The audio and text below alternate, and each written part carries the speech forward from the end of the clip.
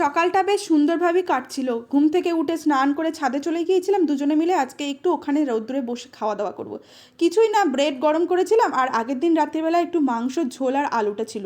বসে বসে দুজনে মিলে বেশ খাচ্ছিলাম। বাবু তো খেয়ে পড়তে চলে গিয়েছিল, সকালবেলায় পড়া ছিল। ব্যাস, এদিকে আর একজন আর এক অঘটন ঘটিয়ে বসেছে। ছাদ থেকে সানসেটে লাফ কেটে নেবে আর উঠতে পারে না। আর এতটাই সানসেটটা দূরে যে আমরা নিচে নামবো সেরকমও কিছু না। আর সানসেটটা না অনেকটাই ছোট, নামলেই পড়ে যাব। মাথায় তো পুরো চিন্তা, চারিদিকে না সবাই হইচই করছিল, এইভাবে তোলো সেইভাবে তোলো। কোনো মতে ওকে বালতির মধ্যেও ঢোকাতে পারছি না, কারণ ও তো ভয় পাচ্ছিল। তখন পার্থ বললো দাঁড়াও, ও ওর জায়গাটাই খুব ভালো রকম চিনবে, কারণ ওদের একটা গন্ধের ব্যাপার আছে। তো ওই বালতি ব্যাগটা যেই নামালাম সেখানে তুললো, আস্তে আস্তে উঠলো। ওঠার পরে আমরা যাচ্ছিলাম একটু ও বাড়িতে, একটু দরকারি ছিল। তা ও আর যেতে পারিনি, কারণ ও অফিসে বেরিয়ে গিয়েছিল, দরকারি কাজ ছিল। আমি আর বাবু আর পুচু তিনজনে মিলে আজকে ফার্স্ট টাইম অটো করে যাচ্ছিলাম। যেই না অটো ছেড়েছে, পুচুর মাথায় পুরো হাত।